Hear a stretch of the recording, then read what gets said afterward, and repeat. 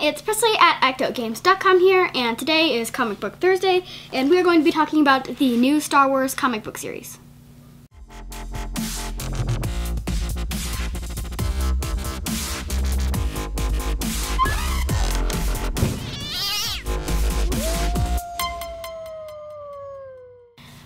So this week has been kind of a slow week for comics, at least that I can read, but this Star Wars comic book series is kind of perfect for me right now. I've only seen the first movie that came out of Star Wars, and these take place in between the first movie that came out and the second movie that came out. And our friend Bonnie Burton is a really big Star Wars fan, and she made this really cool Star Wars craft book that's really fun to make stuff from, and we're probably going to do a Craft Monday on it in the future. And it's really cool to see myself becoming a Star Wars fan. I have two favorite things about Star Wars. First, Princess Leia. She's just, in these comic books at least, she's very amazing and very self-rescuing princess. I was wearing my self-rescuing princess shirt a while ago, so I'm like, self-rescuing princess, wrong shirt.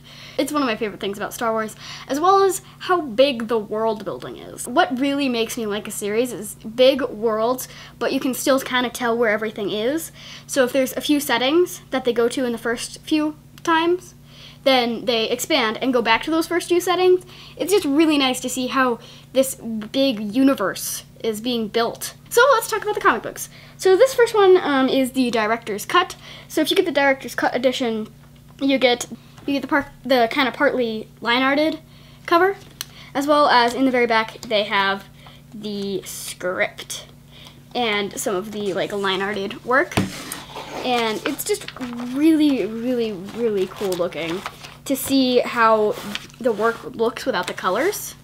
Because in the main comic book, you see everything with all the colors, and there's very bright and really cool looking colors, and it's nice to see how it looks without like the colors and special effects. It's cool just to flip between two pages, like the line-arted edition and the actual colored edition. And the script is really interesting to see how it works, because there is like page 14, 5 panels. It has the amount of panels that are going to be on it, what happens, and it's just really cool to look at the script. It looks a lot like a movie script. Like, it's a little bit of how a comic book is made, and I always like seeing how things are made, like how people draw their art and all sorts of things. Like, it's hard to explain how amazing it is to look through work in progresses and switch between the actual pages. So let's talk about the story of the comic books a little bit. So, like I said, this is what's happening to the characters after the Death Star was destroyed, after the first movie, but before the Empire Strikes Back, the event in that. So it's what, like, Luke is trying to find out what it means to be a Jedi. Han is running around trying to just work on his next mission. Leia is trying to find a new base for the rebellion, as well as the rebellion kind of gets this momentum, so she's trying to keep striking back and destroy the Empire. So she's trying to like keep that momentum going, like inertia. She's trying to keep it going forward. It's very interesting how I can put science into like everything, but you can put science into a lot of things. And we recently found out that the Star Wars comics are also written by Jason Aaron, who's been writing a lot of the really cool comic books that we've been loving right now. He's writing Thor's and Weird World and several other of the really, really, really good comic books that we've been reading right now. And now he's written Star Wars, so it's really cool to see how he's written in these different genres. There's cop dramas and sci-fi, very different things normally, unless there's a cop drama sci-fi thing. That would be cool. They're very different, but they're both written very well and by the same person. So it's really cool to see people writing in different genres and still creating really cool and really good comic books. As well as the art in these books are absolutely amazing, and they look a lot like the characters, except they're stylized in a way. So it's not semi-realistic, it's like a realistic drawing style, but they're still stylized and don't look super realistic. So it doesn't go into the uncanny valley of weird, really creepy realistic. Ugh.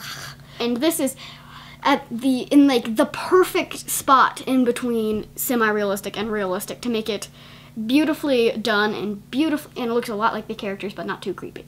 As well as there are some really, really, really well done iconic pictures. Like there's Luke as a kid and Obi-Wan Kenobi looking over Luke as a kid, and there's Boba Fett doing some MMA stuff on a guy with like 6 arms, which is really, really cool looking. As well as there's Darth Vader destroying the Snow Walker. There's so many really, really cool looking pieces of art in these comic books. It's amazing.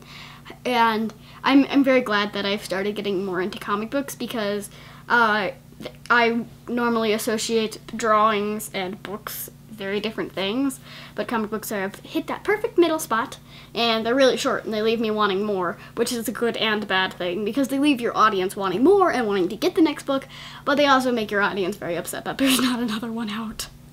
If you were thinking that the Star Wars comic books aren't good, or that they're just trying to cash in on the big popularity of Star Wars right now, you are incorrect. They're really good, and Star Wars fans are loving them right now, and I can see why. You could still get all of the 1st to 7th editions right now in your comic book store.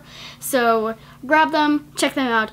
Really, really, really, they're really, really good. So yeah, thank you for watching, and see you tomorrow.